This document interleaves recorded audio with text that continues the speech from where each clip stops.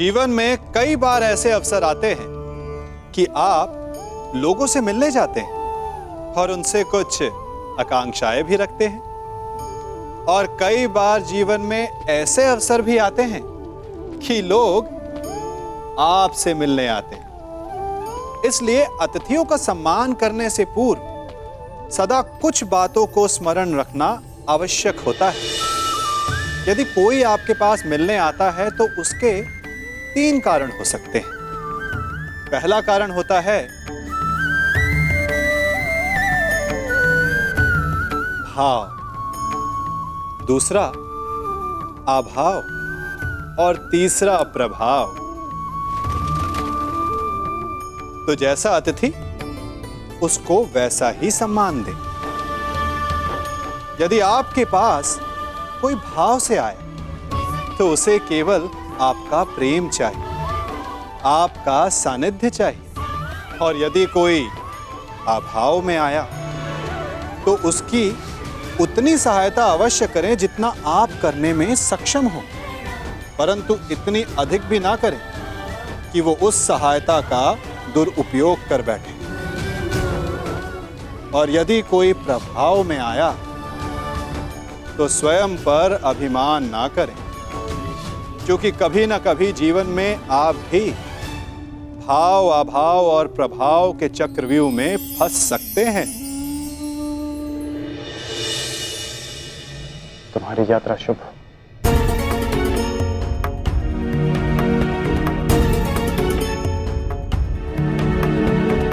क्रुद्धसेन, कुछ कहना चाहते हो?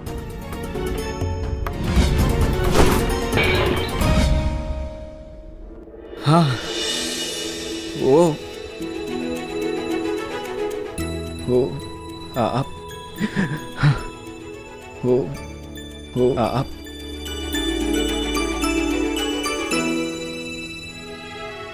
मैं भी घर की ओर प्रस्थान कर रहा हूं। घर से आपका तात्पर्य अंग से है ना?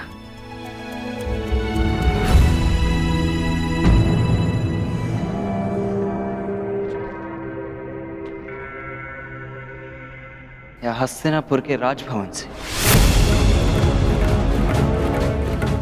मुझे लगा था कि अब तक तुम समझ गए होगे कि मैंने जो कुछ किया समाज के लिए किया, परंतु तुम्हारे इस प्रश्न से स्पष्ट होता है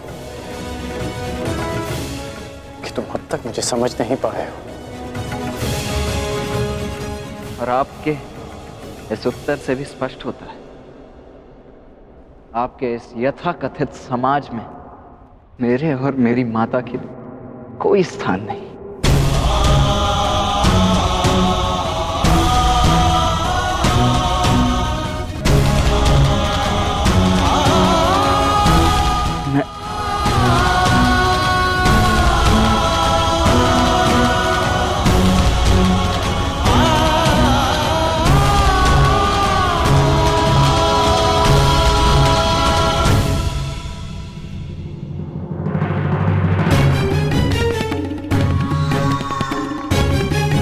पुत्र कर्ण, मैं कब से तुम्हें ही खोज रहा था।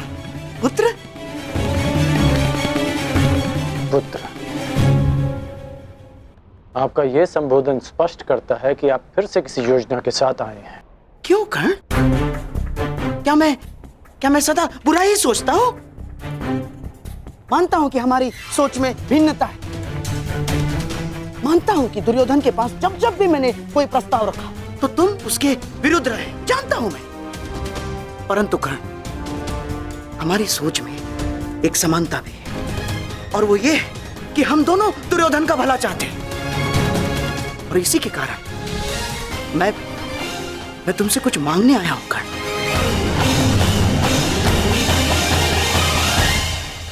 आप मुझसे कुछ मांगने आए हैं? हाँ। आप भूल रहे हैं कि मैं युवराज दुर्योधन नहीं हूं। आपके किसी भी प्रस्ताव के लिए मैं बाध्य नहीं हूं मामा श्री। अब भी नहीं, जब हस्तिनापुर का भविष्य संकट में हो? क्या तात्पर्य है आपका? हस्तिनापुर का भविष्य कैसे संकट में है? कदाचित तुम्हें ज्ञात नहीं है कर्ण, दुर्योधन ने द्वारका जाना अस्वीकार कर दिया है। क्या? हाँ, और तुम इसका अर्थ समझते हो ना? परंतु मुझे तो लगा कि वो द्वारका के लिए प्रस्थान कर चुके होंगे। हाँ, इसीलिए तो मैं तुम्हारे पास आया हूं। वो देखो, वो पांडव द्वारका जाने की तैयारी कर रहे हैं और हमारा दुर्योधन भावनाओं में बह रहा है। कर्ण, तुम्हें पता है ना, जो वासुदेव के पास पहले सहायता मांगने के लिए जाएगा, द्वारका उसी का समर्थन करेगा। तुम उसके मित्र हो ना कर्ण, अब तुम्हें उसे समझाना होगा कि वो स्वयं अपने पैरों पर कुल्हाड़ी ना मारे। और इस बात से तुम भी सहमत हो ना कर्ण कि इस युधिष्ठिर से राज्य सिंहासन के लिए हमारा दुर्योधन कई अधिक योग्य है। जाओ कर्ण, जाओ, समझाओ उसे।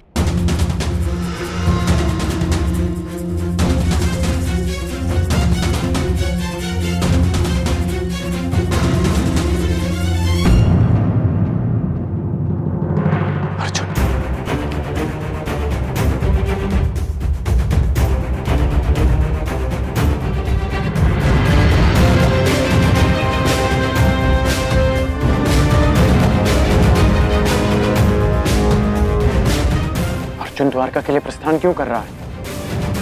द्वारका तो युधिष्ठिर को जाना चाहिए।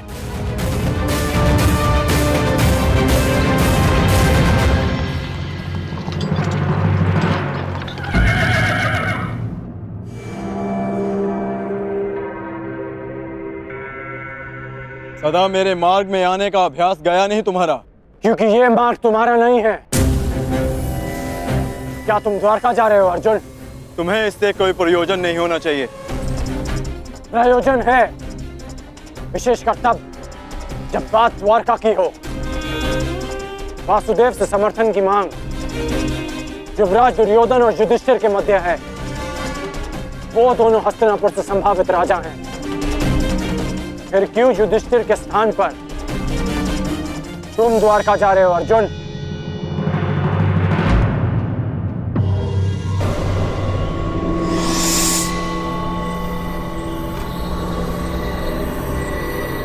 हर जगह छल।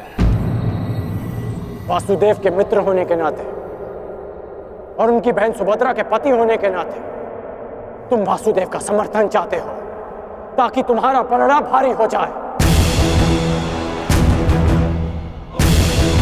क्या धर्मराज युधिष्ठिर की दृष्टि में यह अधर्म उचित है? क्या धर्म युद्ध में सहायता के लिए एक संबंधी का लाभ उठाना उचित है?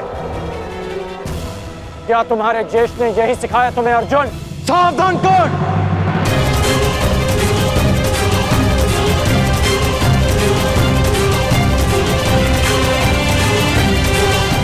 ज्येष्ठ के विरुद्ध एक शब्द और मत कहना। सही कहा तुमने। ये प्रकरण हमारे और कौरवों के मध्य है। इसमें ना ही तो तुम्हारा कोई प्रयोजन और ना ही कोई आवश्यकता। समर्थन युवराज दुर्योधन को ही मिलेगा। ये भी ज्ञात हो जाएगा। आशा करता हूं जब मैं लौटूंगा तो तुम इसी मार्ग में मिलोगे और मैं तुम्हें सूचना दूंगा। द्वारका हमारे साथ है।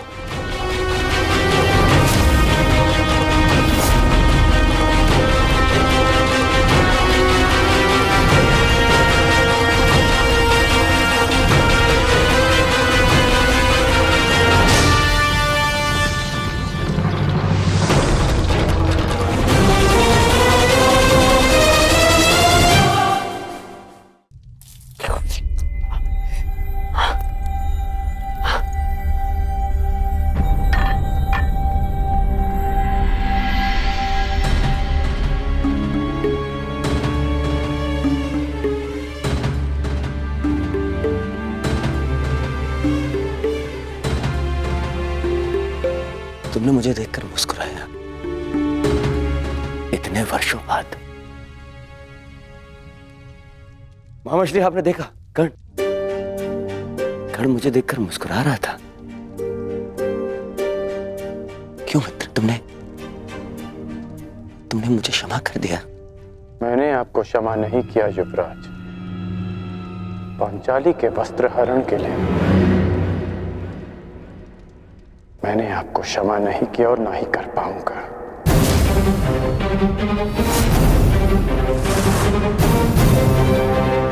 फिर क्यों? क्योंकि इस समय मैं उस दुर्योधन के समक्ष नहीं खड़ा जिसने वो अधर्म किया था। आज मैं उस पिता के समक्ष खड़ा हूं जिसने अपनी पुत्री की प्रसन्नता के लिए उसके प्रेम को महत्व दिया अपने अहंकार से बढ़कर। और मैं चाहता हूं कि वो पिता फिर से अपने अहंकार को भूल जाए हस्तिनापुर के लिए। मैं कुछ समझा नहीं मित्र। आपको द्वारका जाना होगा युवराज, वासुदेव से सहायता मांगने के लिए। अरे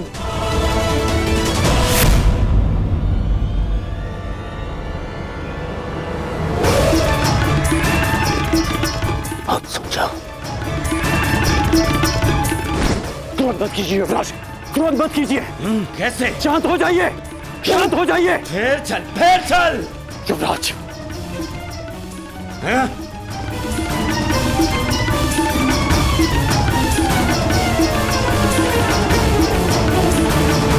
हस्तिनापुर के सिंहासन के लिए मैंने सदा आपको सबसे योग्य माना है युवराज, और मैं चाहता हूं कि यह सिंहासन आप ही का हो। परंतु इसके लिए वासुदेव का साथ बहुत आवश्यक है। मैं पहले ही कह चुका हूं, मैं उस छलिए के समक्ष नहीं झुकूंगा तो नहीं झुकूंगा, बस। वीर वो नहीं होता जो सदा अहंकार में सर उठाए खड़ा रहे। वीर वो होता है जो सर झुकाकर भी अपना उत्तरदायित्व पूरा करे। कैसा उत्तरदायित्व? उत्तरदायित्व आपकी पुत्री का, आपके पिता का, हस्तिनापुर की सेना का, उसकी प्रजा का, इन सब का उत्तरदायित्व आपके अहंकार से कहीं बढ़कर है युवराज। यदि हमें वासुदेव का समर्थन नहीं मिला तो इस युद्ध को जीतना असंभव होगा। मेरी बात मानिए मित्र। मित्र? तुमने मुझे मित्र कहा इतने वर्षों बाद।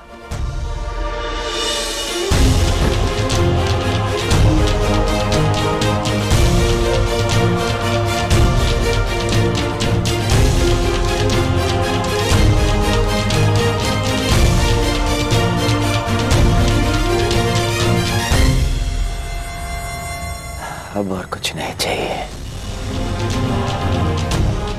मैं आज बहुत प्रसन्न हो गया मित्र। सारा कलेश हर लिया तुमने, तुम्हारे इस एक शब्द ने। तुमने मुझे गले लगा लिया मित्र। अब तुम बोलो, अपना अभिमान क्या, मैं अपना प्राण भी दे दूंगा। तुम बोलो मित्र, तुम चाहते हो मैं द्वारका जाऊं? अब मैं द्वारका जाऊंगा। एक बात स्मरण रखना मित्र, हमें वासुदेव का समर्थन पाना है, अन्यथा आगे बढ़ना बहुत कठिन होगा।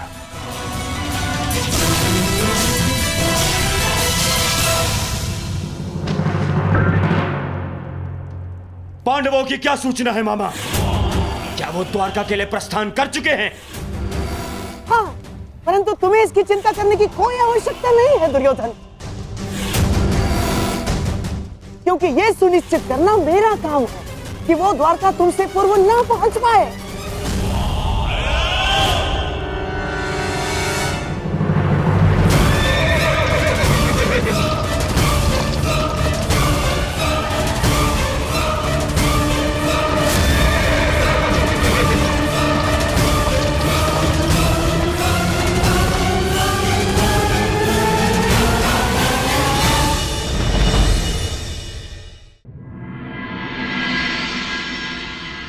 द्वारकाधीश वासुदेव कृष्ण की, वासुदेव पुत्र सांब की, कुलवधू लक्ष्मणा की, द्वारकाधीश वासुदेव कृष्ण की, वासुदेव पुत्र सांब की, कुलवधू लक्ष्मणा की।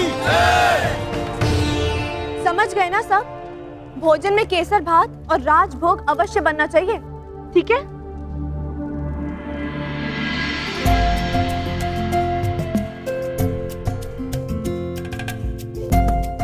कहाँ थे आप? मैं कब से आपकी प्रतीक्षा कर रही थी। तुम प्रतीक्षा में नहीं, प्रबंध में व्यस्त हो। कौन आ रहा है? अरे और कौन? पिताश्री आ रहे हैं। यहाँ? हाँ, वो विराटनगर में ससुरश्री ने घोषणा की थी ना कि युद्ध में समर्थन की मांग के लिए सबको द्वारका ही आना होगा, तो इसलिए पिताश्री यहाँ समर्थन मांगने आ रहे हैं। समर्थन?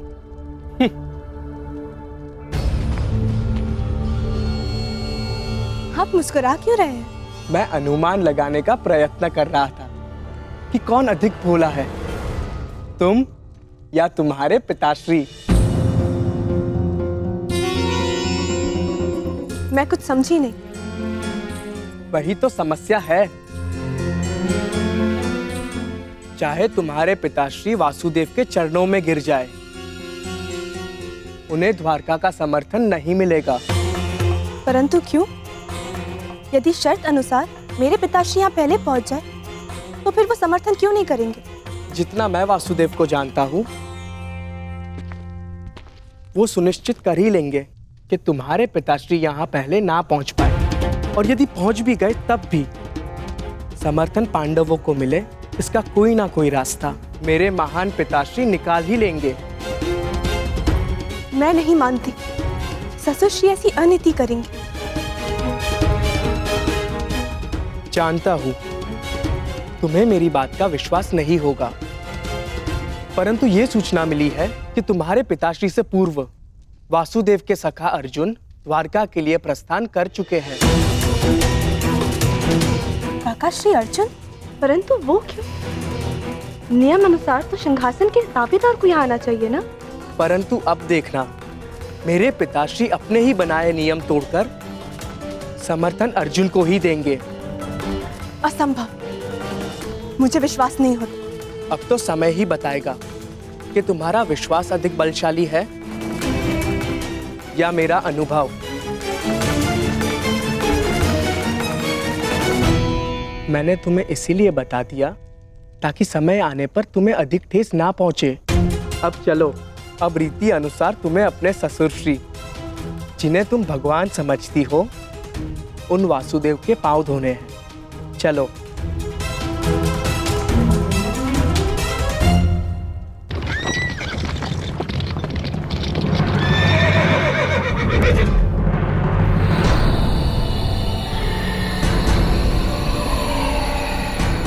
कहाँ है अर्जुन? इतने कम समय में इतना आगे निकल गया कि दिखाई नहीं दे रहा है।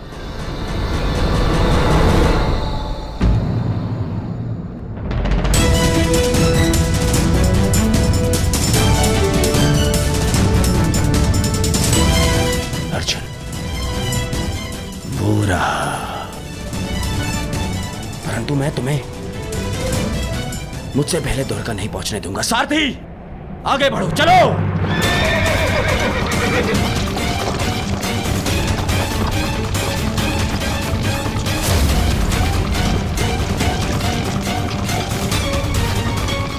समझ में नहीं आ रहा कि कैसे इससे आगे निकलूं।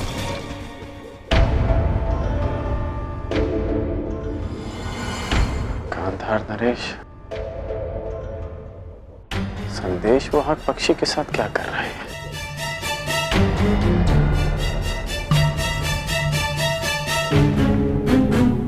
फिर किसी छल की योजना बना रहे हैं मामाश्री?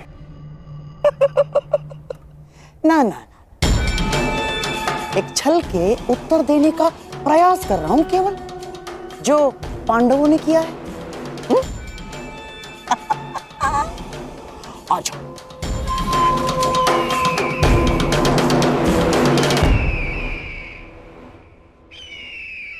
अर्जुन को मार्ग से भटकाने का पूरा प्रबंध कर दिया है मैंने। अब द्वारका सबसे पहले तुम्हारा मित्र ही जाएगा।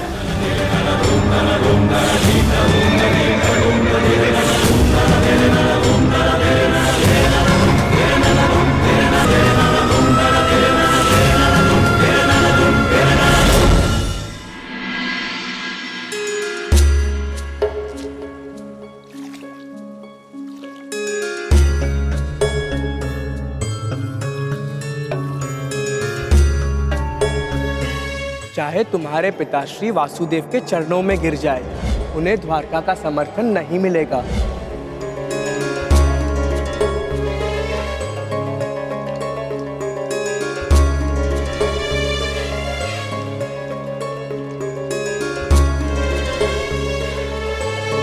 पात्र का जल छलक रहा है लक्ष्मणा।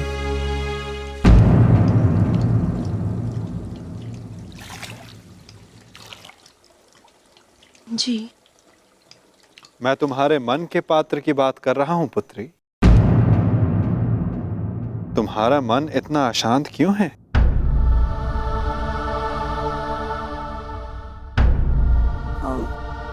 ससुर जी, वो मैं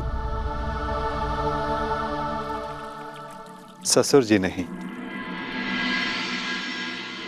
पिताश्री। ससुर जी कहकर उन्हें संबोधित किया जाता है जो वधू को पराये घर की पुत्री समझे, और तुम मेरे लिए इसी घर की हो। इस नाते तुम मेरी पुत्री हुई और मैं तुम्हारा पिता, इसलिए आगे से तुम मुझे पिताश्री कहकर बुलाओगी। जी पिताश्री। तो एक पुत्री के मन में अपने पिता से बात करने के लिए कोई संकोच नहीं रहना चाहिए। तुम अपने विचार, अपनी शंकाएं निर्भय होकर मेरे समक्ष रख सकती हो पुत्री।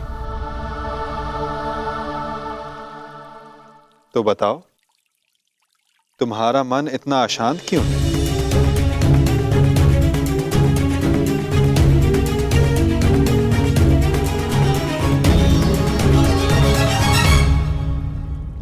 मैं जो भी कहूंगी स्पष्ट कहूंगी। मैंने अपना कर्तव्य सदैव पूर्ण करने में विश्वास किया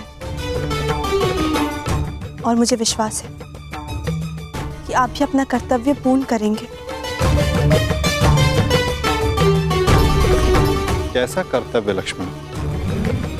स्पष्ट कहो पुत्री। मैंने सुना है कि आप सबकी प्रार्थना सुनते हैं और उनका उत्तर भी देते हैं, और मुझे विश्वास है कि मैंने जो सुना है वो सत्य ही है। हाँ, यदि प्रार्थना सच्चे मन से की गई और शक्तिशाली हो तो मैं अवश्य सुनता हूं।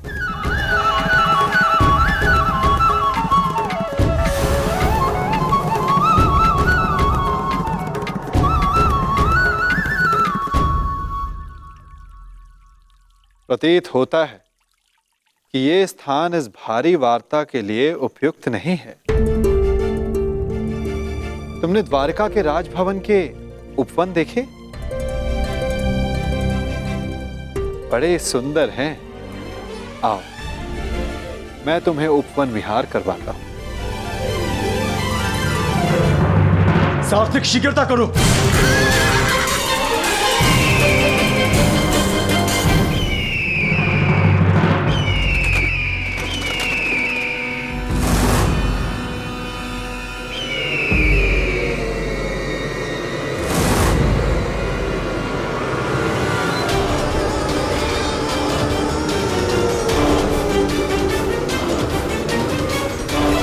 कुछ भी हो जाए, अर्जुन द्वारका तक नहीं पहुंचना चाहिए, शकुनी।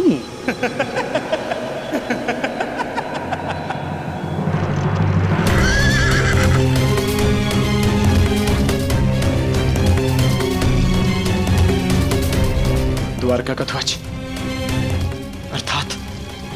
मैं वासुदेव के निकट हूं, द्वारका के निकट।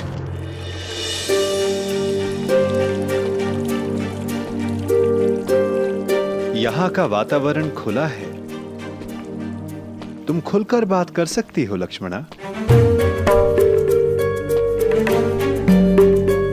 कहो, क्या संदेह है तुम्हारे मन में? संदेह है कि आप समर्थन के लिए पिताश्री को नहीं चुनेंगे। मन नहीं मानता, परंतु आज तक जो भी हुआ, जब उसे देखती हूं तो मस्तिष्क में प्रश्न उठता है कि आप पक्षपात तो नहीं करेंगे। कैसा पक्षपात पुत्री? आपने कहा था कि द्वारका में जो भी आपके समक्ष सबसे पहले पहुंचेंगे, आप उन्हीं का समर्थन करेंगे। तो यदि पिताश्री पांडवों से पूर्व आपके समक्ष आ जाए, तो आप उन्हीं का समर्थन करेंगे ना? उन्हीं को चुनेंगे ना?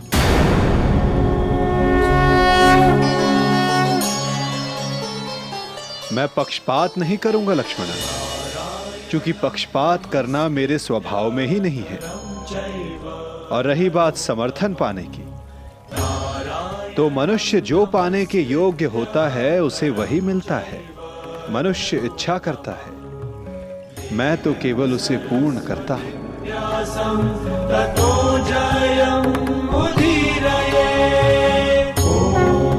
प्रतीत होता है कि तुम्हें तुम्हारे प्रश्न का उत्तर अभी तक नहीं मिला।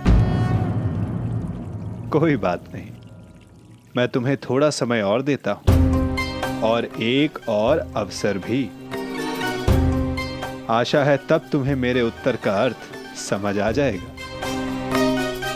और एक बात सदा याद रखना लक्ष्मणा, पहले मैं नहीं चुनता, लोग मुझे चुनते हैं। चलो, अभी के लिए इस वार्ता को यहीं रोक देते हैं, क्योंकि मुझे एक महत्वपूर्ण कार्य के लिए जाना है। तब तक तुम मेरे उत्तर का अर्थ समझने का प्रयास करो।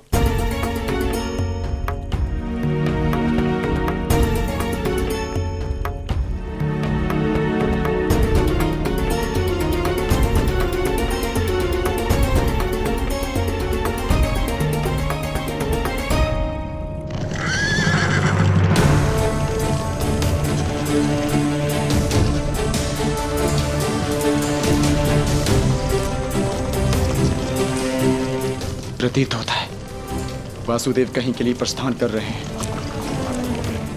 शुभ चिन्ह है, मुझे मार्ग में ही वासुदेव के दर्शन हो जाएंगे। मुझे अभी जाकर उनसे मिलना चाहिए। सारथी, शीघ्रता करो।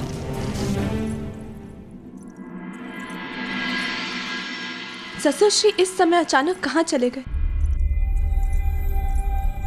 यदि पिताश्री आ गए तो फिर क्या होगा?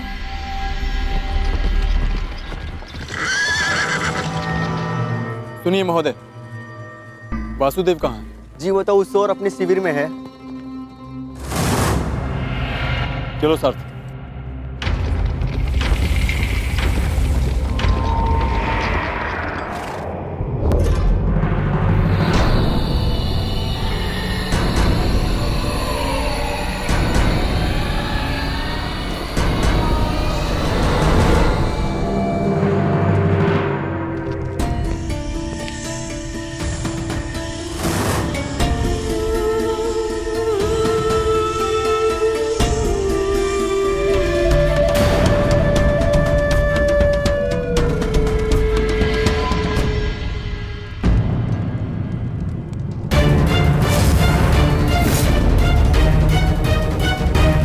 वासुदेव,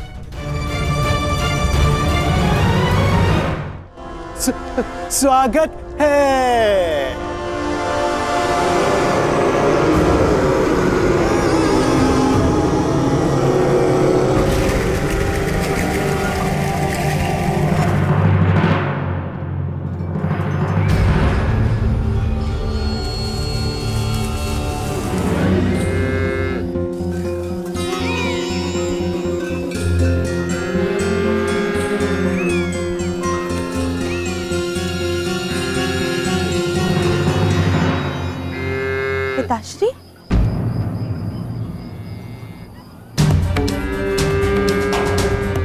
लगा था कि आप किसी महत्वपूर्ण कार्य से बाहर गए, परंतु आप तो यहाँ गौ माता को भोजन खिला रहे हैं।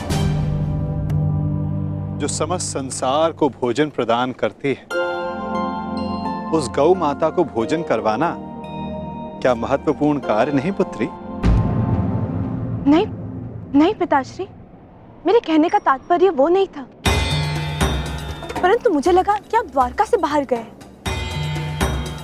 मैंने कहा था कि मैं किसी महत्वपूर्ण कार्य के लिए जा रहा हूं, ये नहीं कि मैं बाहर जा रहा हूं। हमें सदा वहां होना चाहिए जहां हमारी आवश्यकता हो, फिर चाहे वो द्वारका के अंदर या फिर द्वारका के बाहर किसी स्थल पर। स्वागत है प्रिय अर्जुन। मैं हूं वासुदेव, पौंड्रक वासुदेव।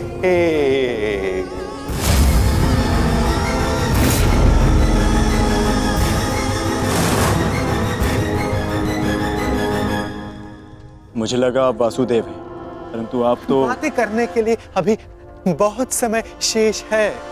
गांडीवधारी अर्जुन, बहुत लंबी यात्रा से आए होगे, विश्राम करो, विश्राम।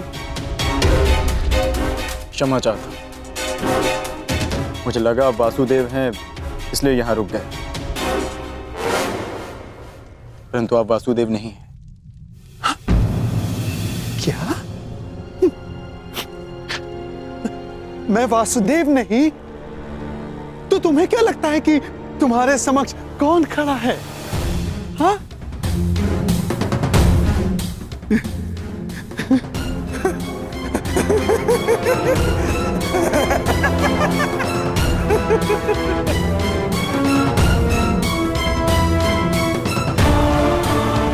क्या हुआ अर्जुन? इतने असमंजस में क्यों हो? तुम्हारे मुख पर ये व्यथा क्यों? प्रतीत होता है कि तुमने अब तक मुझे नहीं पहचाना। मैं ही देव हूं इस वसुंधरा का, इसीलिए मैं ही वासुदेव हूं। नहीं, तुम वासुदेव नहीं हो सकते। चाल ढाल मुख आकृति वही है, परंतु ना जाने क्यों मुझे ऐसा प्रतीत होता है जिनकी खोज में मैं यहां आया हूं, तुम वो वासुदेव नहीं हो। क्या? तो क्या मैं असत्य बोल रहा हूं? छल कर रहा हूं तुम्हारे साथ? हाँ?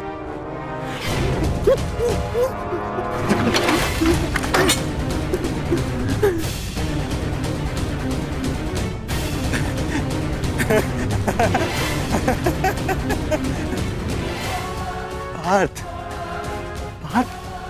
मैं ही वास्तविक वासुदेव हूं, वास्तविक वासुदेव, तुम्हारा सखा। तुम मेरे पार्थ।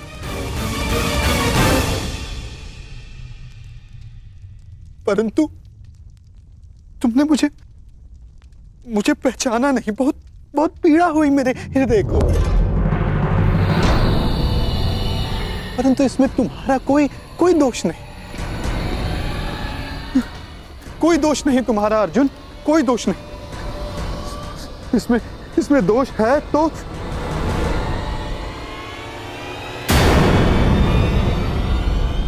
उस छलिए कृष्ण का।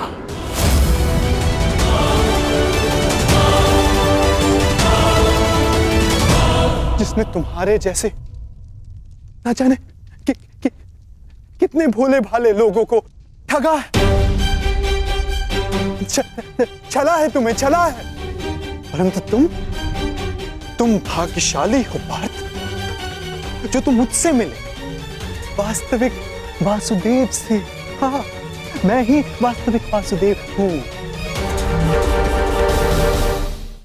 जब समस्या उलझन बनकर मन मस्तिष्क पर हावी हो जाए तो उचित यही होता है कि उसे कुछ समय के लिए भुला दिया जाए। तब वो उलझन स्वयं ही अपने आप को सुलझा लेती है।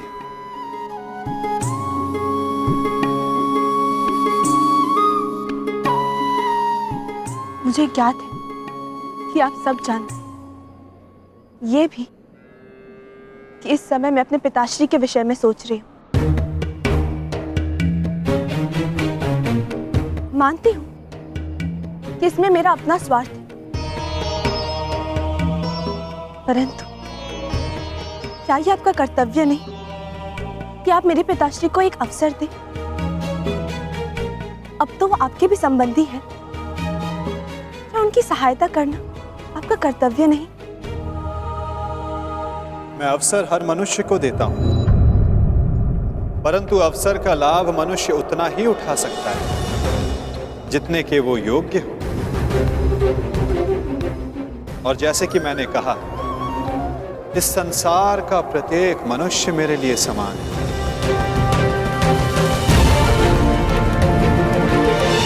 मनुष्य मुझे चुनता है, मैं मनुष्य को नहीं चुनता। जो भी मनुष्य मेरे समक्ष निरपराध और निर्दोष मन से आएगा, मैं उसी का पक्ष चुनूंगा। मैं ही तुम्हारा उद्धारक हूं। मैं ही तुम्हें जीवन का मार्ग दिखाऊंगा। बस अंतर केवल इतना है बात कि कृष्ण के पास मेरा सुदर्शन चक्र है जो उसने मुझसे हथिया लिया था। मुझे बस वो सुदर्शन चक्र चाहिए अर्जुन, जिस पर आरंभ से मेरा अधिकार था। हथिया लिया उसने। उस चक्र को दिखाकर उसने अनेकों के साथ छल किया, छल। बस वो सुदर्शन चक्र मुझे मिल जाए, फिर सब कुछ मेरे अधीन होगा पार्थ अर्जुन, सब कुछ, क्योंकि मैं ही असली वासुदेव हूं।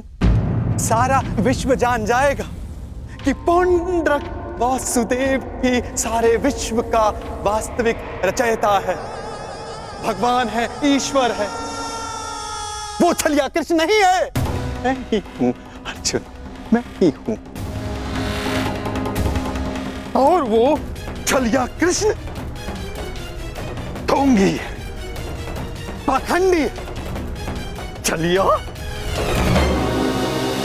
है ना अर्जुन, है ना? ये तो निश्चित है, ये वासुदेव नहीं, परंतु फिर इसने वासुदेव की पोशाक क्यों धारण की है?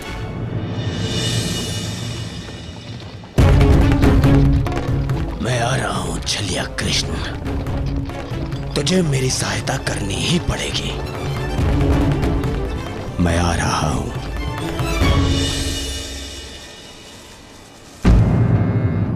क्या हुआ पिताश्री? ये गऊ इतना व्यथित क्यों है? चूंकि ये जानती है कि अब समय हो गया। कौन सा समय? मेरे विश्राम का पुत्री, थकान की अनुभूति हो रही है मुझे। अब मुझे जाना होगा। मुझे उस समय वासुदेव के समीप रहना होगा ताकि उन्हें किसी भी प्रकार का पक्षपात करने से रोक सकूं। मुझे पता है लक्ष्मणा कि तुम्हारे मन में क्या चिंता है, परंतु मेरा विश्वास करो, जो भी मेरे समक्ष प्रथम आएगा, मैं उसी का समर्थन करूंगा।